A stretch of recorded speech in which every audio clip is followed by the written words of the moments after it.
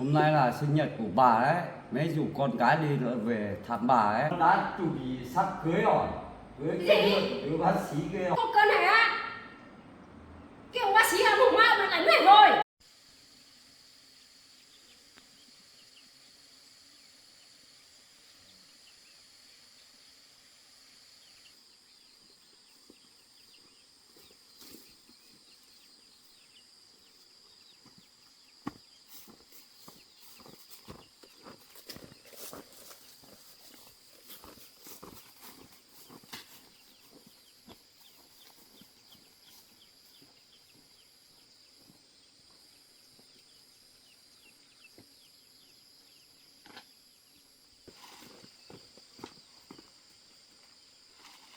Tí vào trong cái bát cá. Đấy, cháu không vào bát thì tí về nhà mấy cân. Đấy, đi vào trong kia bát. Các chú đi tìm xô đó.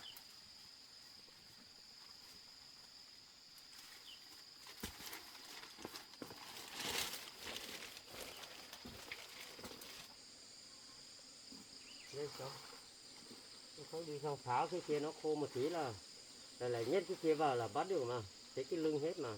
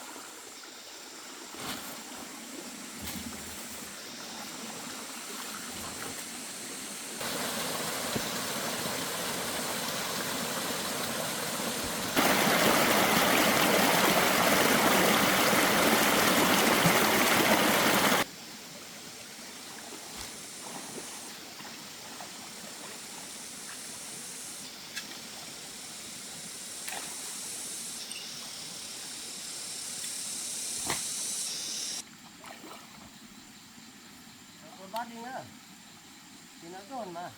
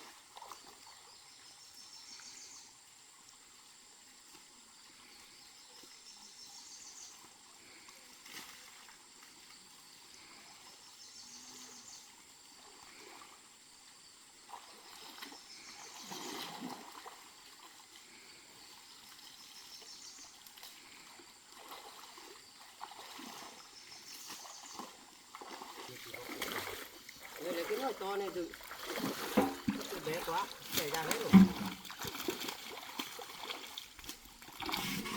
Cơm nước ở trên nước trong ở trên kia dính vào ra.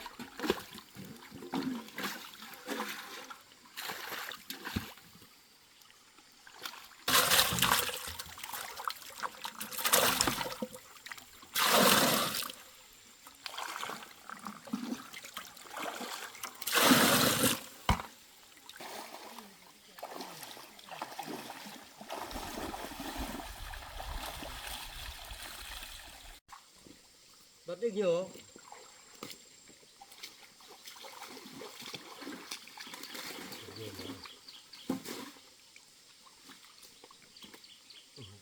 Con to này đập một phát không chết hẳn đâu.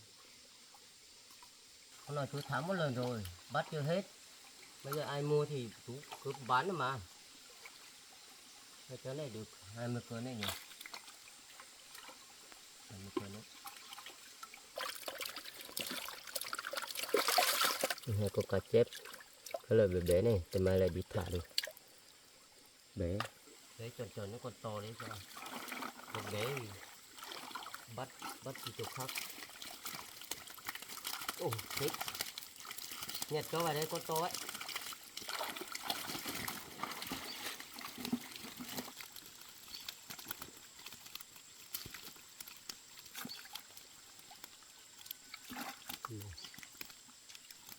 Con này đập đúng nọ rồi, cái con gì nó ăn cái lưng của nó đó.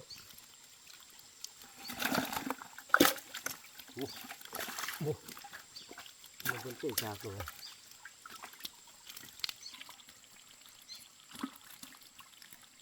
Cái này vẫn còn sống mà. Đây đây. Đây là hút. Để kéo xuống đây ngâm ở dưới này. Có cái nước cặn bên này. Đấy. Đấy, thì cái này ra.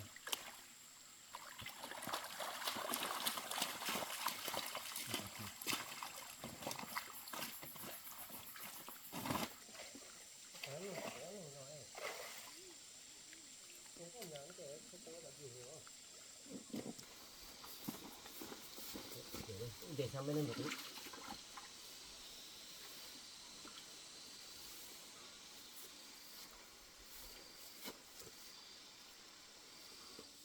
Ôi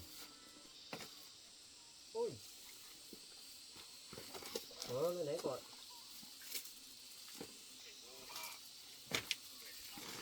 trắng cái này đó, trắng cái này đó.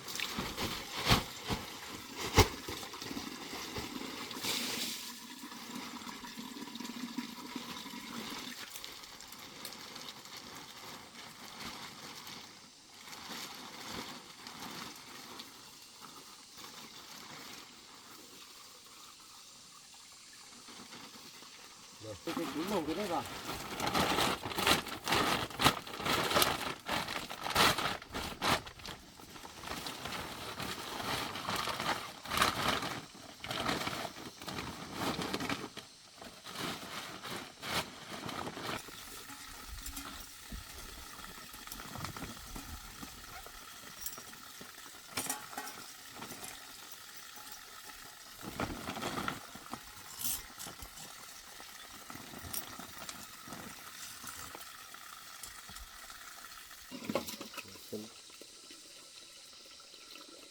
Năm cân. Cháu biết xem cân không? Đây 3 cân này, 4 cân, đây 5 cân. 4 cân, 5 cân. Đây. 5 cân đây. Bắt cá cho vào đây.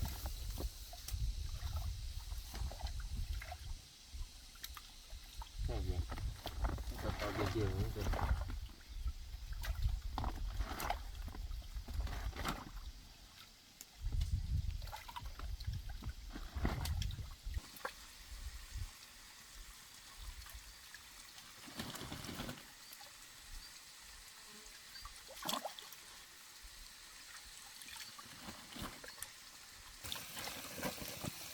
Con này lấy chạy đi, cứ cho nó cho trong đấy thì nó lại chết luôn.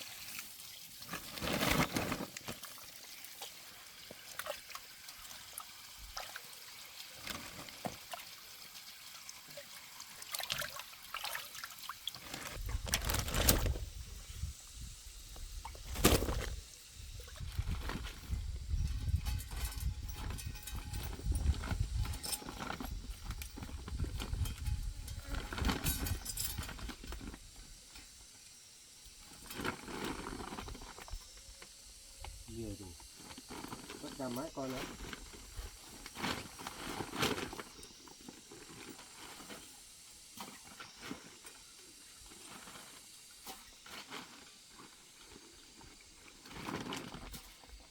Cho một hai con vào nữa.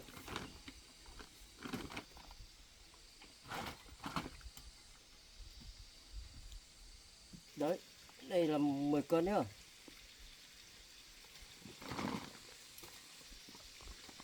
Đây, hôm đấy 5 cân đấy đây. Đây là 10 cân. Chia thử ra đi.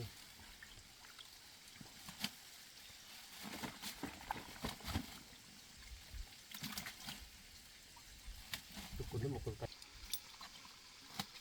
Đó là bé kia lấy từ ra được. Bán đấy mà đi bán cổ tranh nhau luôn. Hôm nào chú bán đi đến dưới của xoan này còn cổ tranh nhau lấy mà. Là 2 cân. 2 cân dưới. 2 cân dưới. Túi kia 5 cân. Đây là 2 cân, 7 cân. Cho vào đấy. Đấy, cho nước vào nữa.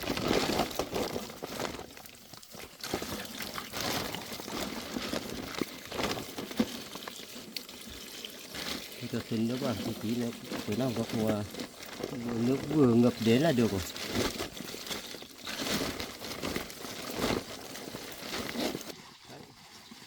Ở trên này chú bán tại ao là chú bán 40.000 thôi.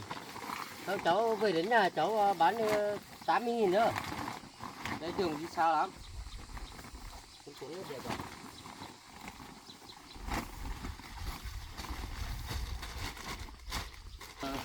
Chú cũng vui thế đấy về lắm.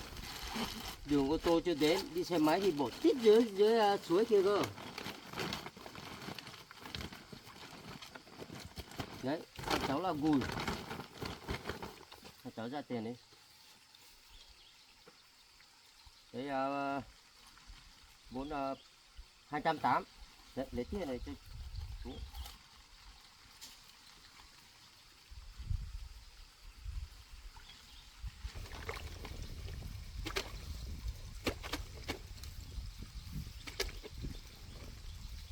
Đấy, cho chú 270 được rồi, còn 10.000 được chú không lấy nữa.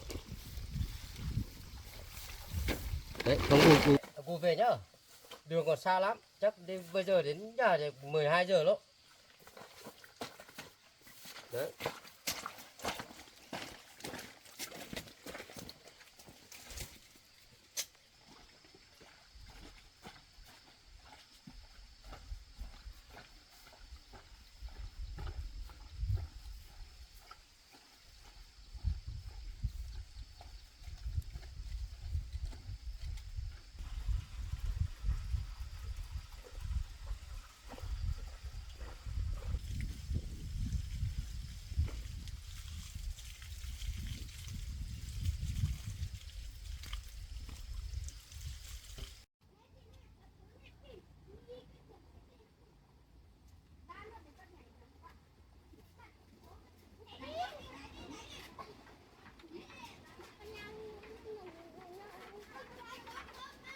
Con xuống nhà không? Con ở đây. Đâu hết rồi, bà ở nhà không? Đứa con đi đâu hết rồi, bà ở nhà không? Ai gọi đây? Bố mình. Cháu mình đi làm. Cháu mình đi làm chưa về đâu. Chưa làm chưa về à? Vâng. Đây. Xuống đây mở cửa cho cháu vào nhà một tí.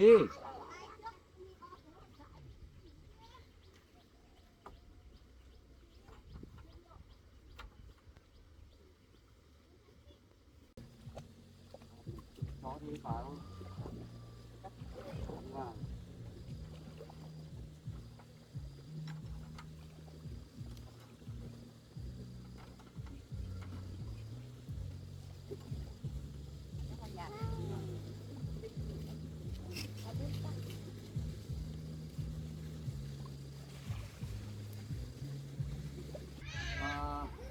con gái đi đâu sao về muộn thế hả bà? Hôm nay đã biết sao cháu đi làm mình buồn. À, Giờ thấy về. đứa cháu ngủ chưa? Biết cháu ngủ rồi. Cháu à? Cháu à? Vâng.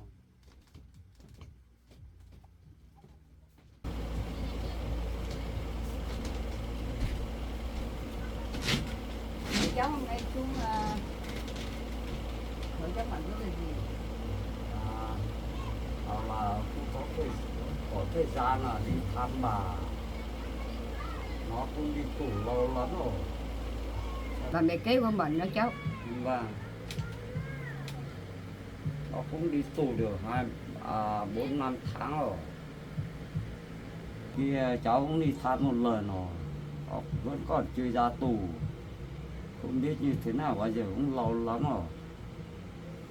Thế mới về hỏi đứa con mà đi thăm xem có như thế nào không, nó có cải tạo đúng hay là như thế nào, ngoan không hay là không ngoan, vẫn còn ác, thế này là cháu cũng không biết nói nữa.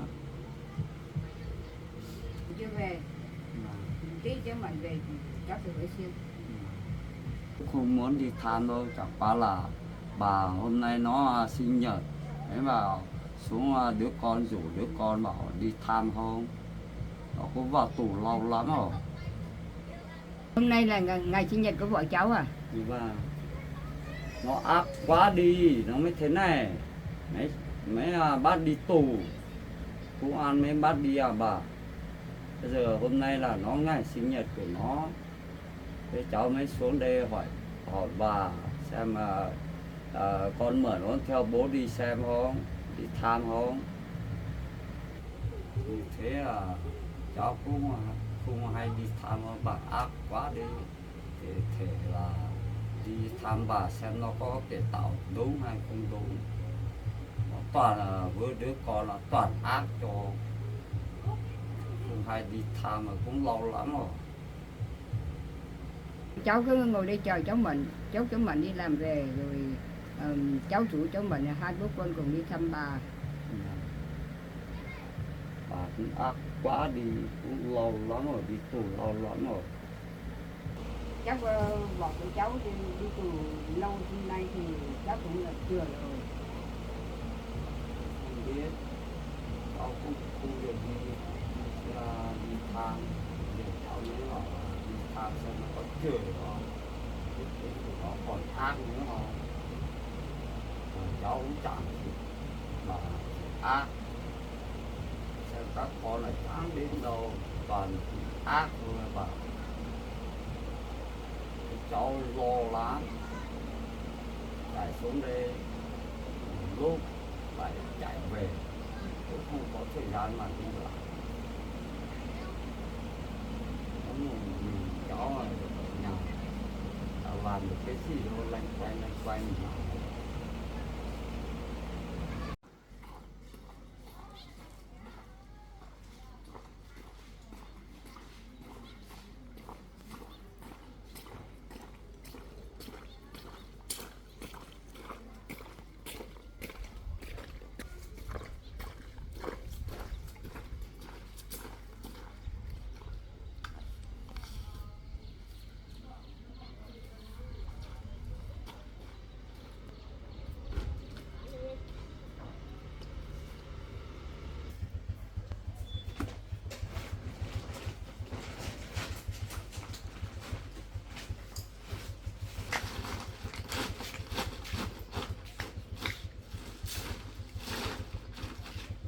Bán hàng muộn thế.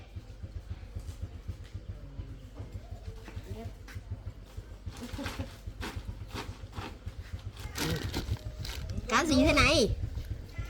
Cá thiên đồi à? Ngon này. Cá này là cá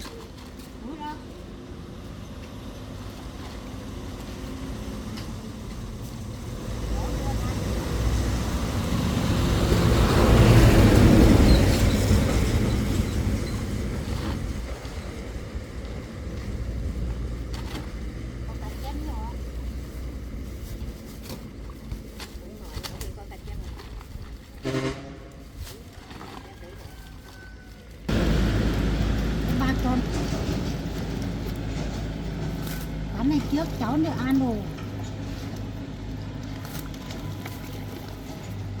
Giờ tớ bỏ đâu được, cho nên mua tớ bỏ đâu được. Và bổ đi mổ cho vào tụt của cháu này. Cân này là sao được bao nhiêu cân này? Không được đâu. Cán này mới ngon đấy, thịt ngon lắm ngày xưa. Thịt gái ngày xưa. Sướng.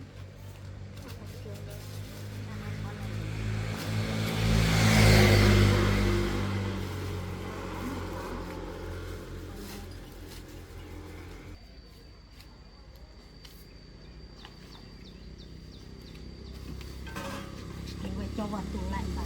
Nhà cháu có mong mua bao nhiêu con muốn mua. Đây, cái rồi.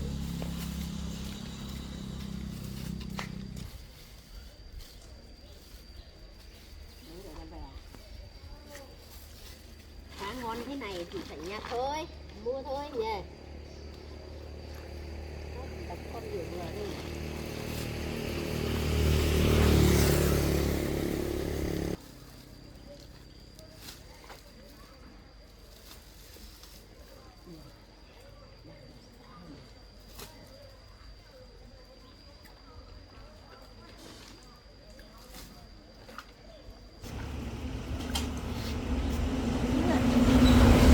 Ơi, mua cá đây này. Còn ai mua được bây giờ? Cháu hỏi mua đi để làm gì?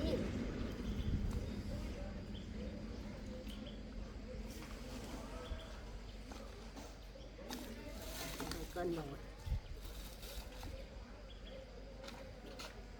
Đừng con nó đi cho nó bị 2 cân đi.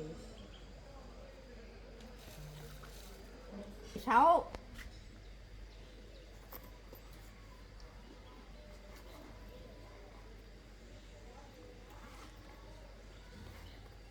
Bạn sau mang ra sớm sớm một tí. Xa quá nhỉ. Biết rồi.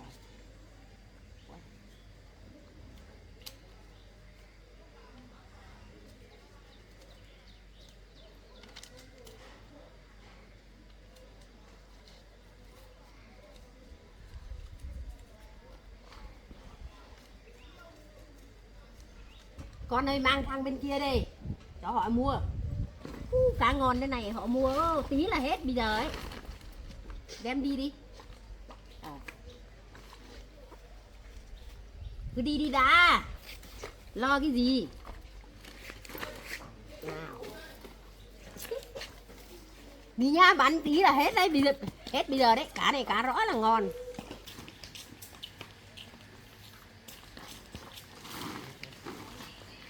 Ba tiền 1 cân đấy.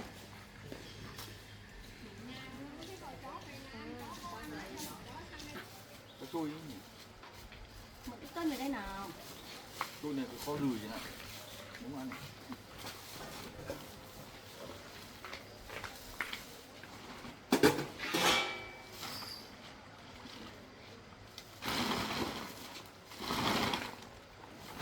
Cân 80.000. Đây. 80.000 nhá. 8 lạng 64.000 này. Đúng rồi. 6 lạng.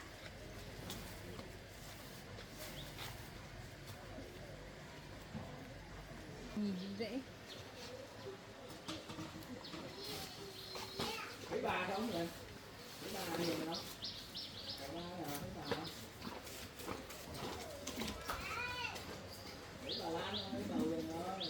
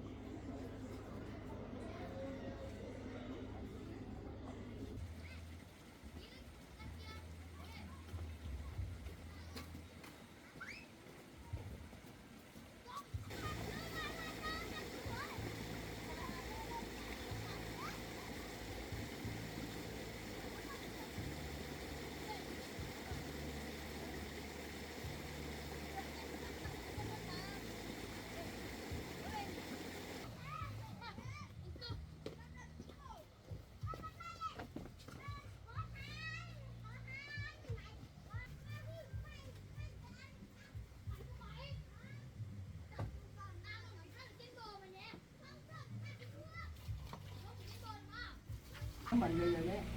À. Không thấy đâu.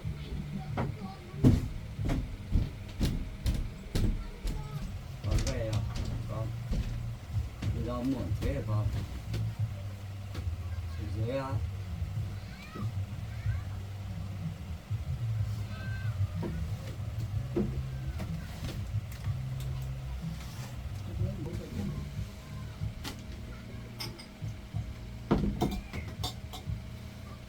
Ôi xuống đây bảo là đi thăm này, muốn đi vào tủ lâu lắm rồi.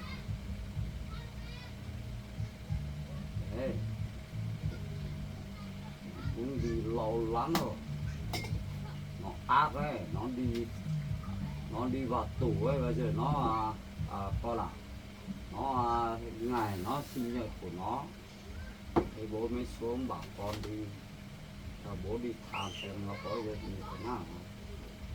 Hôm nay là ngày sinh nhật chứ cháu hay sao đấy. Con cứ đi cho bố đi chơi đó.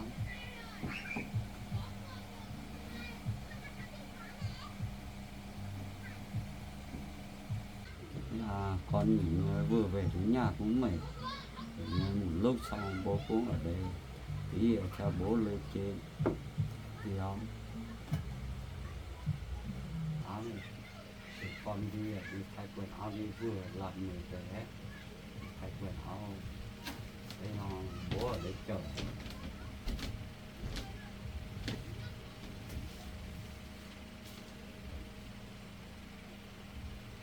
Hôm nay là ngày sinh nhật của vợ cháu vẫn còn nhớ đến chúng tuổi là cháu vẫn còn thương vợ cháu. Và nó không thương con, đứa con mà cho nên nó mới làm như thế, mới làm ác thế à bà. Nhưng mà cháu vẫn thương bà, một mình cô ở được nhà đâu. Thế là cháu vẫn ấp mơ đấy, xem nó đi kể tạo nó có làm được không, nó có thói quen được cái này không, bỏ được không. Nên là cháu mới bắt nó đi tù. Chắc là đợt này có khi vào hai lần tù rồi. Bây giờ là chắc cũng bà cũng hiểu một tí rồi, là mong cho nó về chung cháu rồi.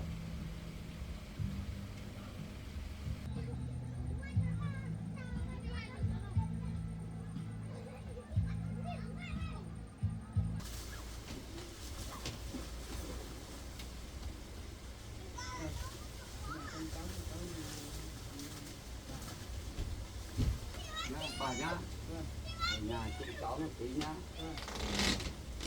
Phép bà nhá, về nhá.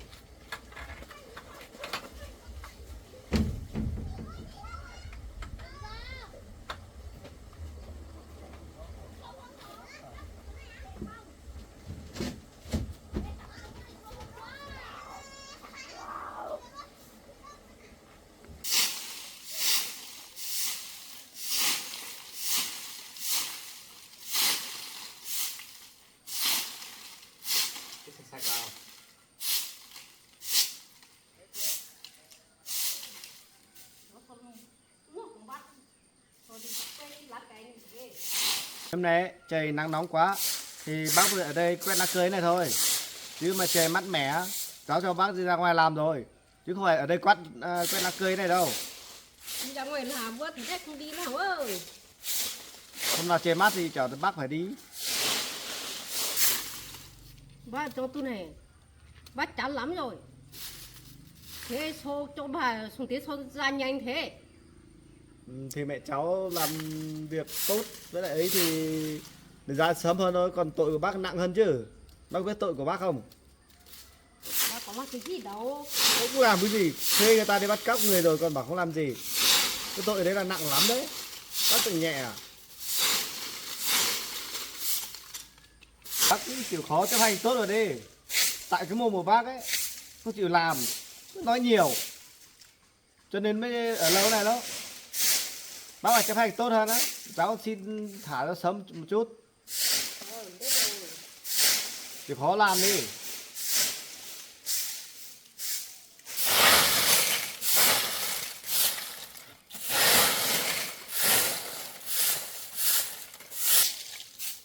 Không thể bắt ở đây cái lá cây lửa lắm rồi, lá cây rồi còn nhiều nữa, lửa lắm rồi, nhiều nữa.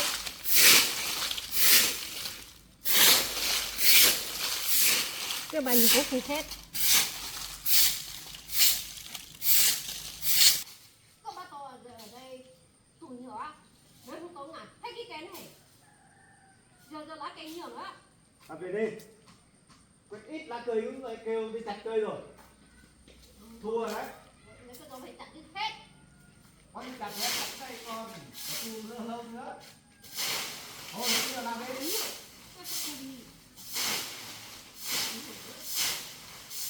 Có cây thì mát được chứ. Mát thì phải hết lá thôi. Nhìn bác có vẻ có chớp lắm. Cháu cho bác ở trong tù này cũng lâu rồi mà. Sao bác không thay đổi được tính nết của bác nhỉ? Cháu cho bác ra tù thì cháu không ổn. Không có đâu. Ở đây cũng nhiều, chán lắm rồi. Chán thì bây giờ mình muốn ra tù nhưng mà kẹp phải tốt thì mới được.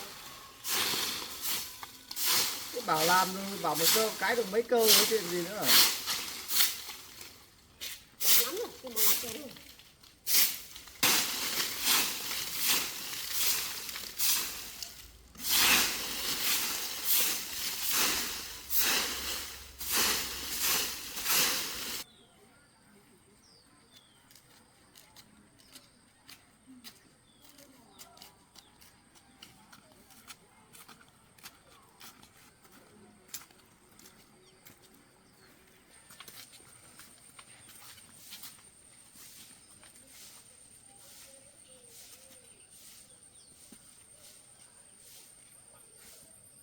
Anh Bố ơi.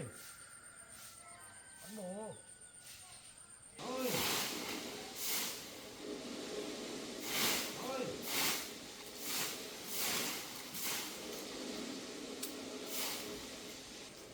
Chào bác nhé. Vâng. Bác lại lên thăm bác gái ạ. Vâng.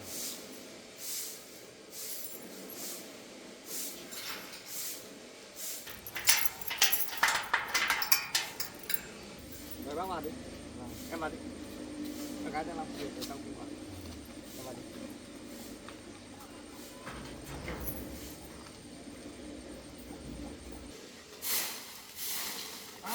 Đấy. Bà, Ông đi đâu á? cũng về thăm bà. Phải thằng cái gì à? Anh trai là đến thăm bác mà. Thôi bác nghỉ để nói chuyện với bác trai với lại em ăn đi. Tôi không có thời gian đâu. Quét đây còn chưa xong này. Thôi bác trai tới thăm rồi đi cho đấy ngồi nói chuyện đi. Nghỉ tay đi. Đây về thăm bà có một ít chuyện. Nghỉ Thôi. đi. Đi.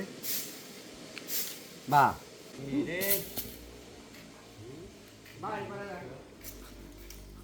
Bác đi đâu vậy? Qua đây chứ. Đi vào trong này. Bác trai rồi.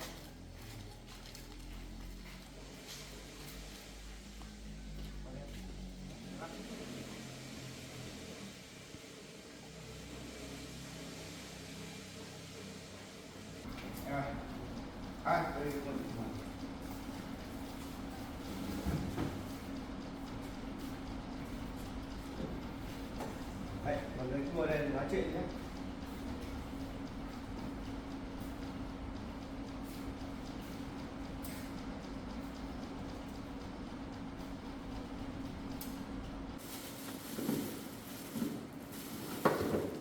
Tôi không ăn đâu. Ăn Không quả thể. đi. Không ăn đâu. Các con lấy về cơm bà còn lấy về thăm bà. Tôi không ăn đâu. Kìa cả sữa nữa. Tên này nó mới lấy tuổi thế này. Tôi không ăn đâu.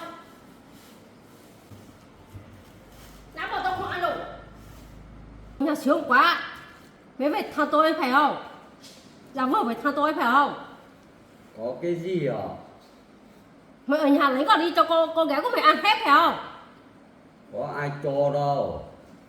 Tao về đến nhà xem không có ăn á. Bà, vì có với con cái thương bà này về thăm bà lắm. Có bà phát tử ác lắm. Thằng cái gì? Bà ác với đi tù này. Tôi đây quên rồi, tôi không cần phải thăm đâu. Tôi quên rồi. Thế thua cái bà này rồi. Kể tạo như thế đó. Lúc nào cũng cứng đầu như thế. Lúc nào mới là thành người. Hôm nay là sinh nhật của bà ấy. Mới rủ con cái đi nữa về thăm bà ấy. Không phải cũng không về đâu. Kẻ bà tù thế nào tù. Chả qua sinh nhật là mới về thôi. Rủ con cái vào thôi. Cái gì? Sinh nhật của bà ấy. Sinh nhật cái gì? Tao không cần biết. Biết là thôi. Tao bại rồi, sinh nhật cái gì? Giờ tao cũng không về thăm nữa. Tao đây quên rồi. Mày không biết thăm tao cũng không cần. Kể cho nó ở tù. Tao khá ở đây cũng được rồi. Quên rồi. Thế này mày cứ ở trong tù cứ ác thế này là lúc nào mới được ra tù. Cho nó tù suốt thế này rồi. Tao không, cán bộ không thải tao ra, tao cứ ở đây thôi. Thế mày lúc nào mày cũng làm thế này ai mà thả được mày ra. Thế người chẳng bình thường. Thả tao cứ ở đây suốt thôi. Thế ông thi tao ra tù không? Cái tao tốt này được ra tù nhanh. Cái tao không tốt này không ra tù nhanh đâu bà ơi. Thế ông dọn ông đi si cán bộ. Đây chả si. Kẻ Tao cứ đó. ở đây thôi. Ông một mình ở nhà khát thứ hẳn. Tao cũng chẳng cần đâu. Tao ở đây tao không cần. Tao có Bà cứ ở tù này, ngoan này còn được ra tù nhanh, không được cứ ở mãi này là cái gì tù tao cứ ở suốt. đây thôi. Tao không, cán bộ không thả tao ra, tao cứ ở đây cho cán bộ thôi. Để giữa ăn cán bộ khác lấy về ăn. Không được thả tôi, cán bộ thả tôi lấy về thì thả tôi cứ ở đây suốt thôi. Của bà này tao chịu à, không biết làm sao à. Ở đây lúc nó chẳng được. Ở nhà suốt ngày đi nó cứ cho ông ăn, đi tìm thì cho ông ăn. Suốt ngày tôi là hầu cho mày ăn. Mà giờ tôi ở đây suốt, tôi ở đây để sẽ ăn cán bộ khác, lấy thịt lấy cơm về cho tôi ăn. Thế nên cái tao không tốt là còn lâu nữa. Việc của tôi không liên quan đến ông. Thế mày là cứ ở tù như thế à, không cải tạo tốt là cứ ở tù suốt thôi, Thế rồi. không được ra tù. Thấy có sướng không? Ở đây tôi cũng sướng rồi. Để sẽ ăn cán bộ khác lấy cơm lấy thịt về cho tôi ăn. Cái này sướng à? Sướng lắm. Này cứ ngồi tù thế này là con gái của ông là đã chuẩn bị sắp cưới rồi, cưới cái đứa bác sĩ kia rồi. Cái gì? Con gái ấy, sắp chuẩn bị cưới rồi. Cưới ai? Cưới con gái ấy, Nó lấy ai? Không cưới đây. lấy đứa bác sĩ kia ấy. Thế à, tôi không biết đó. Thế mà bà suốt ngày ở tù. Tôi tù đấy tôi không biết đâu. Con gái tôi sắp cưới nó, bà có về thăm không? Thế mày Ôi. đi xin cái một thả tôi ra đi. Tôi mới ra được. Này cái tao không tốt là không được ra đâu bà ơi.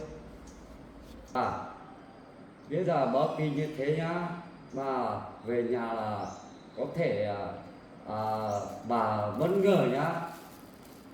Nó đã làm rồi, con gái sắp cưới rồi. Tôi không biết đâu, tôi ở đây tù thôi. Cứ thế này ở suốt thế này là ai mà ở được. Tôi nói không biết nha. Thế mày có cái câu cơm á. Mày cứ lấy góc của tôi đi cho đi cưới nhá. Cái gì? Không cho cái gì cho cô cưới hết. Mà ác Tôi không cho. quá. Cái gì đã thứ ở nhà. Không cho cái gì hết. Thế ai làm Cái không cho? cần á. Thì mày lấy chút sướng quá.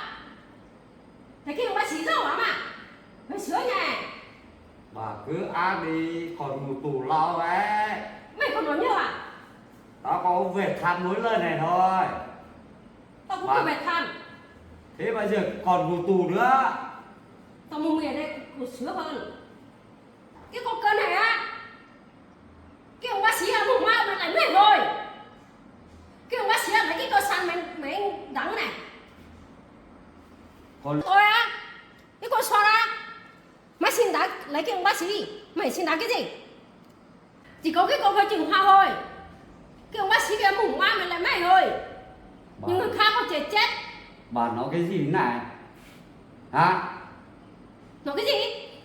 Bà ác thế này nói cả con mình như thế à? Tao nói con cơm một tí thôi mà. Ác quá rồi. Bây giờ tao cũng không về thăm bà nữa. Tao chắc cũng về thôi. Mua cái gì về quả cho bà ăn, bà cũng ác thế này là định về thôi. Tao không Con có à? ăn đâu mà, cứ về hết đi. Có đâu, lấy về Con đi có cho ăn mà. mấy cháu ăn thôi. Bà toàn ác thế này cho nó một tủ nó về thôi con. Nó không cần. Cái loại bà ác thế này về thôi con. Con nhanh đi. Tao không cần. Bà cứ ác thế này là thua. Tao không nghe thấy con sướng hơn. Đi thôi con. Nhá. Thằng cháu nhá. Bác nói chuyện tiếp đi bác. Không, không.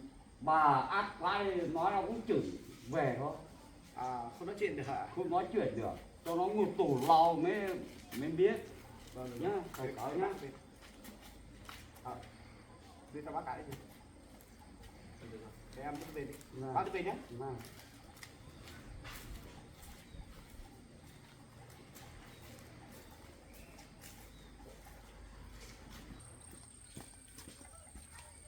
Thế hai bố con về nhé. Em về nhé. Bác về nhé. Chào cháu nhá. Dạ vâng.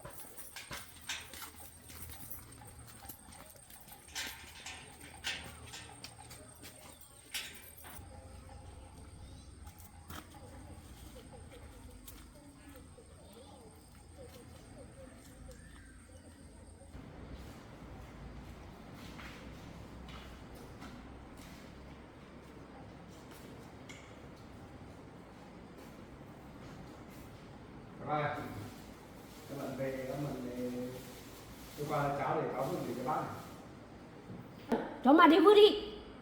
Sao bác lại như thế? Có nghe nhà đến tham nhưng mà phải vui lên chứ. Tao không Bác- ăn đâu, tao không bác cần. cứ đối xử nghe với người nhà như thế thì bác lúc nào cũng được ra tù. Nhưng mà tù khá lâu rồi mà tính nết của bác vẫn như thế, không giờ thay đổi được. Bác cứ như thế này thì bọn cháu sẽ cho bác ngồi tù lâu thêm nữa đấy, chứ không cho bác được ra sớm đâu. Mấy nhiều đó, bác cầm túi quà của gia đình sau đó đi vào phòng giam kia ngồi ăn đi. Tao không cần, tao không ăn đâu. Bác thay đổi cái gì đấy? Tao Hả? không ăn. Nó bảo tao không ăn đâu. Người ta cầm ít hoa quả ít đồ về cho bà ăn, bà như thế à? Tao không cần. Không cần rồi, đi. Đi ông ra đi. Con đi không? Đi. Cái con cơ đó, mà rồi phải coi cho tao ăn, tao không lo mẹ ăn.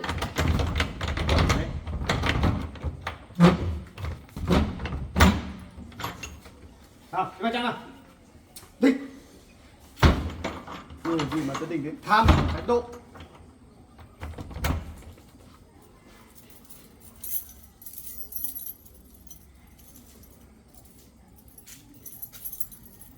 Bác mà thái độ thế này á, là sao mà gia đình đến tham á? Cháu không cho gặp đâu. Tao không cần. Tao không cần phải than đâu. Rồi, cần thì cứ ở trong đấy đi.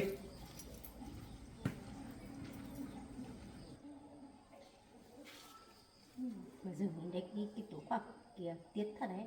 Hôm nay đi lấy vét ăn. Thèm lắm rồi.